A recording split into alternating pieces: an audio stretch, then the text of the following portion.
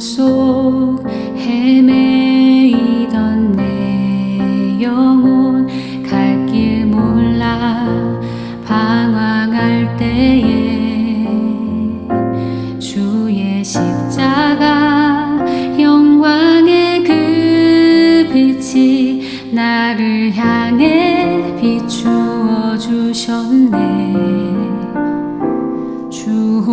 주홍빛보다 더 붉은 내 죄 그리스도의 피로 씻기어 완전한 사랑 주님의 은혜로 새 생명 주께 얻었네.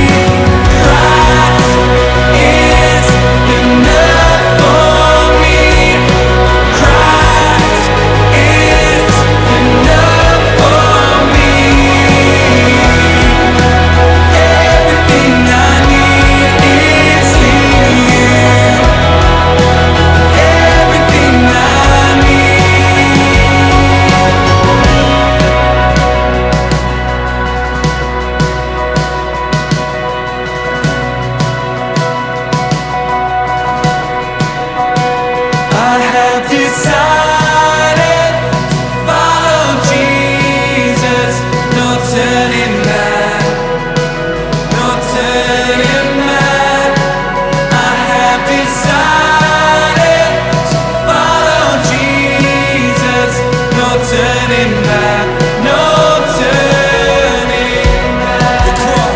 The cross before me, the world behind me, no turning back, no turning back.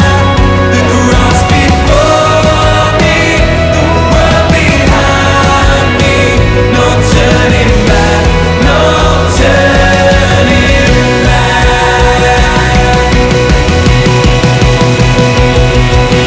Christ is enough for me.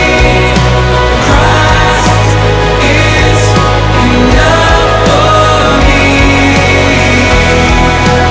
Everything I need is in you. Christ is enough. Christ is enough for me.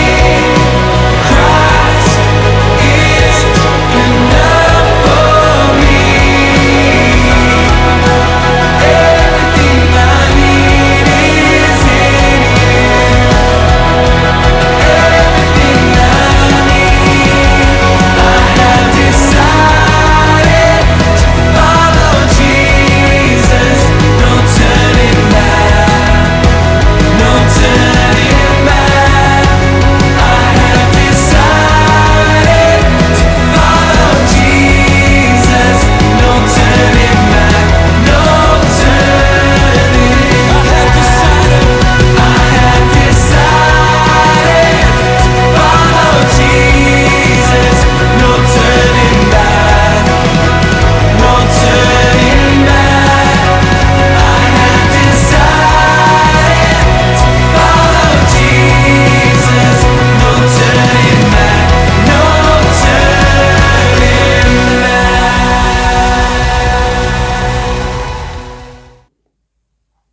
할렐루야. 거룩한 주일 아침입니다. 하나님 앞에 예배드리는 우리 모든 KM 유수들 가운데 주의 은혜가 충만하기를 기대하고 소망합니다. 오늘 우리가 함께 나눌 하나님의 말씀은 히브리서 9장 9절에서 15절까지 말씀입니다. 읽겠습니다. 이 장막은 현 시대를 상징합니다. 그 장막 제의를 따라 예물과 제사를 드리지만 그것이 의식 집례자의 양심을 완전하게 해주지는 못합니다. 이런 것은 다만 먹는 것과 마시는 것과 여러 가지 씻는 예식과 관련된 것이고 개혁의 때까지 육체를 위하여 부과된 규칙들입니다. 그러나 그리스도께서는 이미 일어난 좋은 일을 주관하시는 대제사장으로 오셔서 손으로 만들지 않은 장막, 다시 말하면 이 피조물에 속하지 않은 더 크고 더 완전한 장막을 통과하여 단 한 번에 지성소에 들어가셨습니다. 그는 염소나 송아지의 피로서가 아니라 자기의 피로서 우리에게 영원한 구원을 이루셨습니다. 염소나 황소의 피와 암송아지의 죄를 더러워진 사람들에게 뿌려도 그 육체가 깨끗하여져서 그들이 거룩하게 되거든 하물며 영원한 성령을 힘입어 자기 몸을 흠 없는 제물로 삼아 하나님께 바치신 그리스도의 피야말로 더욱더 우리들의 양심을 깨끗하게 해서 우리로 하여금 죽은 행실에서 떠나서 살아계신 하나님을 섬기게 하지 않겠습니까? 그러므로 그리스도는 새 언약의 중재자이십니다.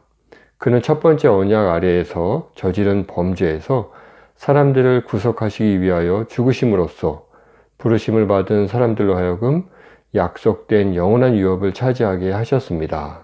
아멘. 며칠 전 한국에 있는 친한 형님과 전화통화를 했습니다. 이분하고는 어린 시절부터 국내뿐 아니라 해외로 같이 시범도 다니고 여행도 다니고 거의 친형제와 같이 지내는 아주 친한 사이예요. 통화하는데 이런 이야기를 하더라고요. 세상 대부분의 사람들이 돈 때문에 힘들어하다가 병들고 아파하고 고생하다가 세상 끝나는 거야. 이런 이야기를 들으면서 마음이 좋지 않았습니다. 왜냐하면 그 형님이 지금 힘든 상황에 놓여 있으니까 이런 이야기를 하는 거겠죠. 예, 맞습니다. 세상 많은 사람들, 아니 모든 사람들은 이 땅에 왜 태어났는지도 모르고 다들 어렵고 힘든 고통을 겪습니다. 사람마다 차이는 있지만 모든 사람이 다 동일하게 크고 작은 어려운 문제와 고통을 겪으며 지내다가 언젠가 죽음을 맞이하게 됩니다. 왜 세상이 이렇게 힘들까? 저는 초등학교 시절부터 이게 너무 궁금했습니다. 아무도 대답을 해주지 않는 아주 어려운 문제였어요. 그런데 하나님을 만나고 그 문제의 해답을 발견했습니다. 하나님을 믿는 사람은 성경을 믿는 사람들이죠. 하나님께서 택하신 40여 명의 사람들이 하나님의 말씀을 받아 기록한 책이 바로 성경입니다. 이 성경에는 사람들이 가지고 있는 많은 궁금증에 대해 답을 해주고 있어요. 그 중에 하나가 바로 왜 우리 가운데 고통, 어려움, 죽음이 있느냐에 대한 해답입니다. 하나님을 믿는 사람들은 바로 성경이 말해주고 있는 답변을 믿는 사람들이죠. 성경은 죄 때문에 이러한 고통, 어려움이 있다고 말합니다. 그 시작이 바로 우리가 너무나 잘 알고 있는 아담의 최초 범죄로 시작된 것이죠. 성경은 죄의 원인을 알려주면서 또한 동시에 그 원인을 해결할 수 있는 길을 말해주고 있습니다. 과거 구약시대에는 지난주 설교에서 나눈 것처럼 그 제사를 통해 죄를 용서받았습니다. 예수님이 오신 이후를 살고 있는 지금 신약시대에는 그 죄의 문제를 예수님께서 십자가의 죽으심으로 완전히 해결해 주셨습니다.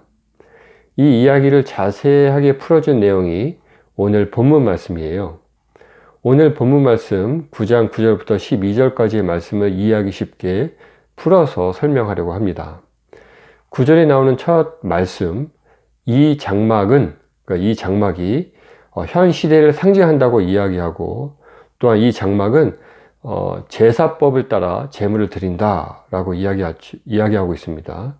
그러면서 결과는 양심을 완전하게 해주지는 못합니다. 이 말씀을 하고 있습니다. 과거 장막에서 드리는 제사는 불완전하다는 이야기입니다. 이제 현 시대에 오신 예수님께서 자신의 피로 우리의 죄를 영원히 해결해 주셨습니다.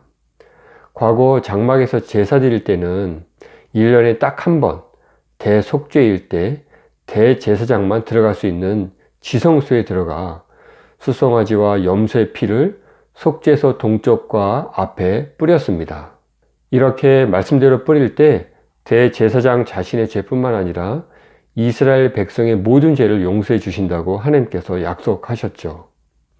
그런데 이 제사는 매년 반복해야 했습니다. 왜냐하면 이 짐승의 피로 드리는 제사는 인간의 죄를 완전히 그리고 한 번에 해결할 능력이 없기 때문이에요. 오직 영원하신 하나님께서만 이 문제를 영원히 해결하실 수 있습니다. 그래서 하나님이신 예수님께서 인간이 되어 이 땅에 오셔서 우리를 위해 십자가에서 피 흘려 주신 겁니다. 그런데 왜 피를 흘려야 죄를 용서해 주시나요? 그 해답은 레위기 말씀에서 찾을 수 있습니다. 레위기 17장 11절 말씀, 육체의 생명은 피에 있음이라. 내가 이 피를 너희에게 주어 제단에 뿌려 너희의 생명을 위하여 속죄하게 하였나니 생명이 피에 있으므로 피가 죄를 속하느니라. 아멘. 예, 피 흘림만이 죄를 용서할 수 있는 유일한 방법입니다. 이 법은 우리의 공의로운 재판장 되시는 하나님께서 세우신 법입니다. 왜 이 법을 만들었나요? 라고 계속 질문하다 보면 이런 궁금증이 생기는 것 같아요. 아니, 그냥 피 흘리지 않고도 용서해 주실 수 있었을 텐데 왜 그렇게 안 하셨지? 이 질문에 대한 답을 다음과 같이 할 수는 있습니다. 하나님의 공의는 절대 훼손될 수 없어서 사람의 범죄에 대해 반드시 대가가 있어야 했고, 동시에 사랑이신 하나님께서 아무 해결책 없이 그냥 사람들을 지옥에 떨어지는 것을 내버려 두실 수 없었습니다. 그래서 공의와 사랑, 이 둘의 관계를 동시에 완성하기 위한 사건이 십자가였던 거죠. 이렇게까지만 설명 가능합니다. 더 깊이 들어가 전지전능하신 하나님께서 그냥 한 번 쓱 눈 감고 없었던 일로 해줄 수 있었던 거 아니야? 라고 물어볼 수 있습니다. 이 질문에는 우리는 모른다라고 답할 수밖에 없습니다. 그저 하나님께서 세우신 법률이기 때문에 우리는 그냥 따르고 순종할 뿐입니다. 우리가 속해 있는 사회 법률을 우리가 만들지 않았지만 대한민국 사람이라면 대한민국의 법을 따라 살아야 하듯이 인간으로 태어났으면 그저 하나님의 법을 또 하나님의 법 영향 아래 있고 또 그 법을 지키고 따라야 합니다. 하나님께서 세우신 법률, 약간 다르지만 다른 말로 하면 언약이라고도 부를 수 있는데요. 이 언약은 오늘 본문에 의하면 첫 번째 언약과 새 언약으로 나뉩니다. 첫 번째 언약을 옛 언약이라고도 부릅니다. 새 언약은 두 번째 언약이라고도 부르죠. 이 첫 번째 언약, 옛 언약은 오늘 본문 말씀에 비추어 보면 제사법을 가리킵니다. 하나님께서 명령하신 대로 제사를 온전히 드리면 우리의 죄를 용서해 주시고 성막 가운데 임하셔서 이스라엘 백성의 소리를 들으시고 응답하시겠다는 약속의 말씀입니다. 이제 옛 언약, 첫 번째 언약은 지나가고 새 언약이 우리에게 임했습니다. 바로 예수 그리스도를 의미하죠. 옛 언약도 하나님께서 약속하신 말씀 그대로 이루어 주신 겁니다. 이제 새 언약 역시 하나님께서 말씀하신 그대로 우리 가운데 임하셔서 우리 죄를 용서하시고 하나님과의 관계를 온전히 회복시켜 주셨습니다. 과거 옛 언약에만 묶여있던 사람들, 과거 옛 언약만 지켰던 사람들 가운데 새 언약을 받아들이기 힘들어했던 사람들이 많았습니다. 짐승의 피를 흘려야만 우리의 죄를 용서받을 수 있다고 말하는 사람들이었죠. 이 사람들 향해 오늘 히브리서를 기록한 사람은 다음과 같이 말합니다. 염소나 황소의 피와 암송아지의 죄를 더러워진 사람들에게 뿌려도 그 육체가 깨끗하여져서 그들이 거룩하게 되거든 하물며 영원한 성령을 힘입어 자기 몸을 흠없는 제물로 삼아 하나님께 바치신 그리스도의 피야말로 더욱더 우리들의 양심을 깨끗하게 해서 우리로 하여금 죽은 행실에서 떠나서 살아계신 하나님을 섬기게 하지 않겠습니까? 그러므로 그리스도는 새 언약의 중재자이십니다. 그는 첫 번째 언약 아래에 저지른 범죄에서 사람들을 구속하시기 위하여 죽으심으로써 부르심을 받은 사람들로 하여금 약속된 영원한 유업을 차지하게 하셨습니다. 아멘. 새 언약이신 예수 그리스도께서 우리의 죄를 영원히 용서해 주시고 해결해 주셨습니다. 이제 우리는 예수님 때문에 하나님을 가까이 할 수 있게 되었습니다. 과거에는 꼭 제사장을 통해서만 예배를 드렸다고 할 수 있는데요. 하지만 이제는 아닙니다. 대제사장이신 예수님께서 우리의 죄를 직접 용서해 주시고 우리를 위해 기도해 주고 계십니다. 우리와 하나님 사이의 중보자 되십니다. 그분을 통해서 하나님께 가까이 갈 수 있습니다. 하나님을 만날 때 우리의 삶이 변화됩니다. 또 하나님을 만날 때 우리가 이 땅에 왜 태어났으며 나는 어떻게 살아가야 하는지 알 수 있습니다. 하나님을 만날 때 하늘의 기쁨과 감격이 무엇인지 이 땅에서 맛볼 수 있습니다. 우리 예수님을 만나 하나님과 친한 사이가 되는 미랄 KM 유스들 모두가 되시기를 주의 이름으로 소망하고 바랍니다. 기도하겠습니다. 거룩하신 하나님, 우리의 새 언약이신 예수님께서 우리의 죄를 영원히 해결해 하시고 또 용서해 주시기 위해 우리 가운데 오셨습니다. 그 예수님을 믿고 또 입으로 고백하며 주의 말씀 따라 살아가는 KM 유스들 되게 하옵시고 예수님을 통해 하나님과 정말 친한 사이가 되어 하늘의 기쁨과 감격으로 이 땅에서 하나님의 비전을 발견하며 주님 위에 살아가는 우리 KM 유스들 모두 될 수 있도록 역사해 주옵소서. 예수님의 이름으로 기도드립니다. 아멘.